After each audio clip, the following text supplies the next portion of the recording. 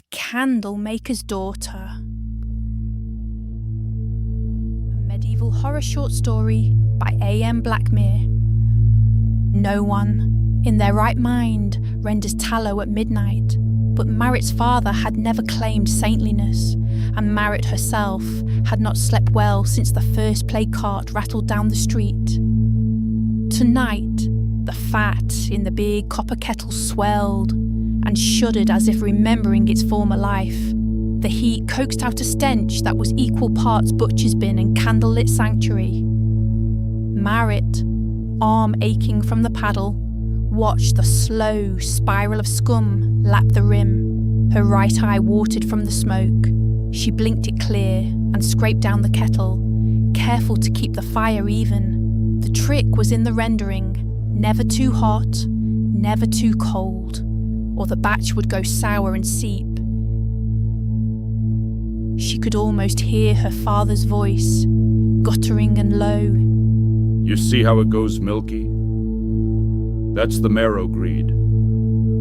Burn it out, and you keep what's useful. His advice, as with most things, lingered even after his body had gone brittle and blue, collapsed behind the workbench yesterday, at none but the Lord and Marit to witness. There was a ledger too. Marit had watched him tuck it under the crook of his elbow after every visit from the cathedral men. She'd never been permitted to peek. Dangerous little turd, a book. He'd snort. But tonight, alone with the kettle and the ledger, she felt compelled. She wiped her hands and unlatched the clasp. The columns ran neat as altar rails. Dates, weights, names. Marit traced a thumb down the latest entries. Mother Joran, it read, with a number next to it and the word examined. Then Old Riska wept. Then Arvid Sonsen refused, then returned. Then a final line. Settled. The rest of the names swam, smudged by the grease of his thumb or her own. Each bore a date. She recognised them from the bellman's daily chant. The dead, the nearly dead, the pox blind, and the heart cold. The next column bore symbols that Marit did not know, though she saw them repeated with enough rhythm to suspect a cipher, a cross, then a knife, then the neat little spiral of a snail shell. The last page was blank. Marit pressed her palm against it, half expecting the paper to pulse. The fat hissed in the kettle, spitting at the heat. She shut the ledger and shoved it under the bench, next to the bundle of tallow-stiffened rags that still held the shape of her father's hands. The job would not wait. It was the bishop's commission, paid for in silver and threats, and due before matins. Marit poured the strained tallow into the mould, careful not to spill. At the bottom of the jar, a clot of something pale and stringy trembled, a slub of old body, refusing to dissolve. She fished it out with the paddle and buried it in a scoop of ash from the hearth. By dawn, the candles stood cool and spectral, their tapers long as a child's arm, wicks still damp at the tips. She lined them up on the sill, just as he had done, and waited for the chill to harden them. From the window, she watched the city's slow, sickening breath, red sun swelling above roofs, bell tower shivering in its own shadow. Someone screamed, muffled by walls and fog. Marit ignored it. She packed the candles in a crate, wrapping each in a shred of linen. There was no time for prayers. The bishop's man would come with the hour, and if the candles were not ready, there would be more than a ledger to settle. Marit wiped her face and slipped out into the alley, cloak drawn tight. The city street was thick with the white crust of frost and the sweet, mealy stink of rot. Doors painted with tar crosses, rats leaping from gutter to gutter. The cathedral loomed at the end of the street, its doors gaping. Marit ducked beneath the arch and hurried through the nave, careful to keep to the shadows. At the altar rail, a priest waited, his breath fogging in the cold. You, He said. She nodded, not meeting his eyes. for the bishop. The priest's fingers were red and raw. Nails gnawed. He opened the crate and sifted through the candles, one by one. You've mixed the marrow in. It was not a question. She shrugged. It's all I have. He grunted and set the crate on the step. We'll see if they last through Vespers. Marit turned to leave, but the priest caught her by the wrist. There's more. He muttered. His thumb pressed the inside of her arm, hunting for something beneath the skin.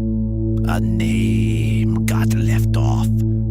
There's a price for missing names. She jerked free.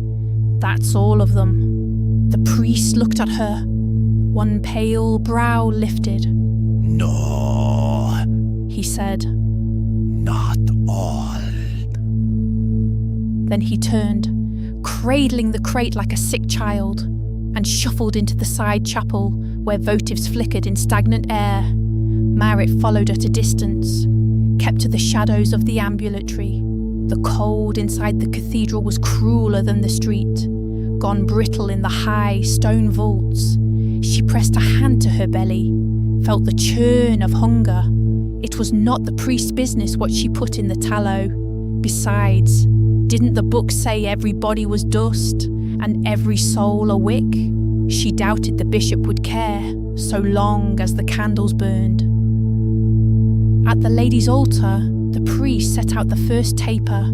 It looked wrong in the red morning light, the colour of old bone. He struck a flint, hissed the wick to flame. The candle caught, but then the flame forked and guttered, a thread of blue smoke leaking down the shaft. The wax began to weep, not melt, weep. Marit watched in silence as little beads of yellowed fat welled up from within, clinging to the candle sides like cold sweat. The priest stared too.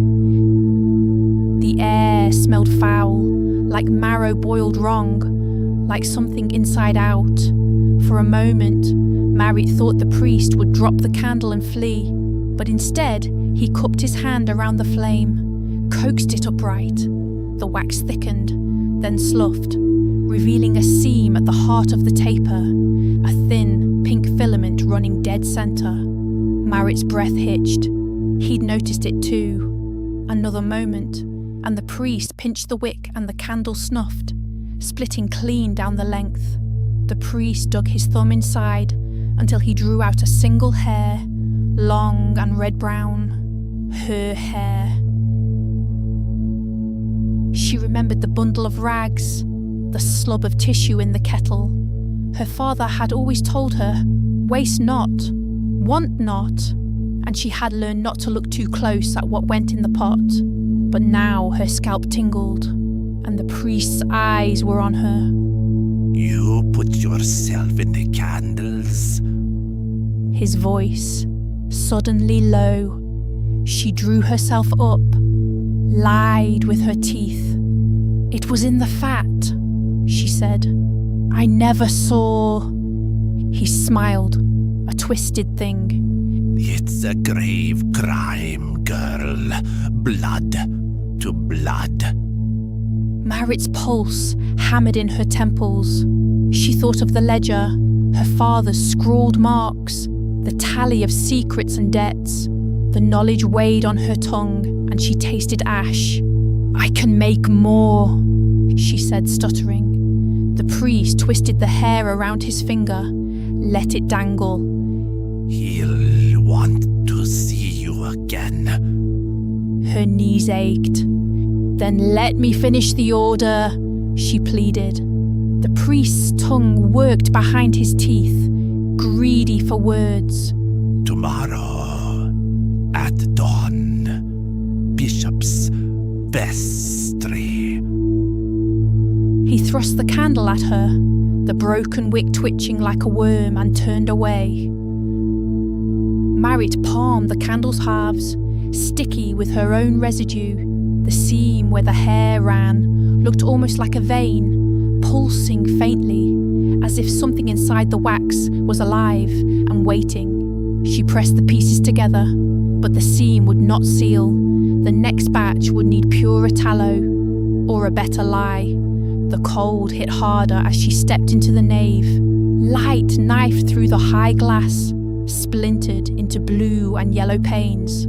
The city outside had moved on. Another cart trundled past, and two sisters swept sand into the gutters. Marit slipped through the side door, took the broken candle into her sleeve, and doubled back to the alley. Frost caught in her breath, sharp as bone dust. Her mind churned. The ledger, her father's sly marks, the priest's hungry stare, her own hair, her own blood, baked into the bishop's candles. There was a rule, she remembered. Never feed the church what you won't eat yourself. But she was all marrow and string now, and the city was hollowing out, day by day. At the workshop, she threw herself at the ledger, eyes burning from lack of sleep and the acid stink of tallow. The cipher taunted her. She hunched over the columns, scratching each line with her father's gnawed-up pencil, trying to fit it all together. Each cross, each knife, each spiral. What church code could it be? Or was it something older? Older than the city? Older than the bones that boiled for the bishop's candles? She tried the letters as numbers, then as months. She shaded symbols into patterns, following the spiral, always returning to the same few names, her own, never listed, never until now. A knock at the workshop door, echoed by a second heavier blow. Open. The voice behind it was not the priest's, nor the bishop's. Marit hesitated, weighing the candle halves in one hand and the ledger in the other. She jammed the candle inside her apron and slid the ledger onto the shelf, then cracked the door. It was a sister, face buried in the cowl, nose and lips mottled with blue from the cold. There's a summons, she croaked, eyes roving over Marit's shoulder to the cluttered workbench. for tonight, Bishop's vestry. Marit nodded. I heard, she said. Bring the book, The sister whispered, thin mouth splitting in a smile. they're waiting. Marit shut the door and pressed her forehead to the timber. The ledger was heavier than lead now, the columns and ciphers like prayers gone wrong. She tied her cloak, checked the candle halves one last time, and slipped the ledger beneath her arm with the care of a thief or a mourner. Outside, dusk had curdled the sky to bruise. She walked fast, not daring to look anywhere but ahead, feet numb within her shoes. She did not see the boy who trailed her, not until he grabbed her sleeve at the cathedral close, and even then she did not flinch, just swung the ledger to her chest, bracing for a blow. But the boy only shook his head, urgent, sunken eyes darting to the stained glass above. Don't, he said. They're saying you've got the bishop's curse. She bared her teeth. I've got nothing but work. He laughed a dry snap. Only a fool brings herself to the altar now. Run. You see what they do to the ones whose names get left off. Marit almost thanked him, almost let the ledger fall where it wanted. But the night pressed on and the vestry doors were wide. She crept up the steps, mindful of every echo. Inside, the cathedral men waited. The priest, the bishop, come down from his high seat, towering in funereal black. Two more sisters stood at either elbow. hands folded, eyes like whetstones. The bishop drew her in with a single finger, and Marit, despite herself, obeyed. He did not ask her name. He did not ask her to kneel. He only gestured at her arms, and the priest stepped forward, spreading a cloth to catch what might fall. Your father's debt was plain, The bishop said, voice as smooth and fat as the rendered wax. but you have exceeded it. She clutched the ledger. There was more in the fat than you ever knew, she said, barely above a whisper. The bishop's mouth twisted, a wet crease. There always is. The priest held out his hands, palms empty, waiting for an offering. Marit stared at the ledger. She ran her thumb along the cover, feeling the worn spots where her father's sweat had salted the leather. She could give it up now. The whole account of the dead, the tally of marrow and ash, every hungry debt the church had ever conscripted from her family. Or she could lie and try to keep something for herself. She looked up, saw the bishop's eyes, small and hooded in his folds of flesh. He waited with the patience of stone. Marit pressed the ledger to her chest. My father always said the candles are prayers made honest, she said, her voice scraping raw. But these, she held out the broken halves of the candle, seam pulsing in the cold. They aren't honest. They're a curse. The bishop flicked his eyes to the wax, then shrugged. Honesty is a luxury for the healthy. You'll render what you're told, girl, or you'll join the tally. The threat hung there, sour as bile. Marit knew she would have to choose, and soon, hand over the ledger and give the bishop every secret her father had ever cooked into grease, or burn it all, the workshop and the book and the last of the tallow, and go nameless like the ones whose debts had never made the ledger's neat rows. She waited just long enough for the bishop to gesture to the sisters. Then she ran. The nave echoed with her footfalls, the candle halves slick in her fist, the ledger tight against her ribs. She did not see if they followed. She did not care. Frost on the stones made her slip, but she caught herself and kept going, past the staring saints, through the hush of incense and old bones, down the alley, past the plague carts and the guttering lamps. She let the cold strip her face raw. The city was quieter now. No bellman, no chant, just the hush of things waiting to die. The boy with the sunken eyes watched her from a stoop, and she did not slow, did not give him her name or her fear. At the end of the street, her workshop hunched in its own shadow, the copper kettle dark and cold. She slammed the door behind her. The ledger fell to the floor, splitting open to that last blank page. The air inside was heavy with the ghost of old fat, but there, on the workbench, was a candle still burning from the morning's batch, a sick, slack flame eating its way down the shaft. Marit stared at it, the way the wick burned crooked, the way it bled small tears of yellow wax. In its flicker, she saw her mother's face, her father's, the long line of names that never made it past the ledger's margin. She pinched the guttering wick with thumb and forefinger, snuffed it to a reek. Through the haze, something moved, a silhouette in the window. Marit struck a match and relit the candle, watching the new flame twitch and spit. The air seemed thinner, more eager, as if the room itself knew what she meant to do. She took the candle, still burning, and crossed to the faded curtain her father had always kept drawn over the back wall. Behind it, his cot, the bundle of rags, the last of the secrets he'd ever bothered to keep. Marit heard her own breath rasp as she lifted the curtain's edge with one hand, flame held steady in the other.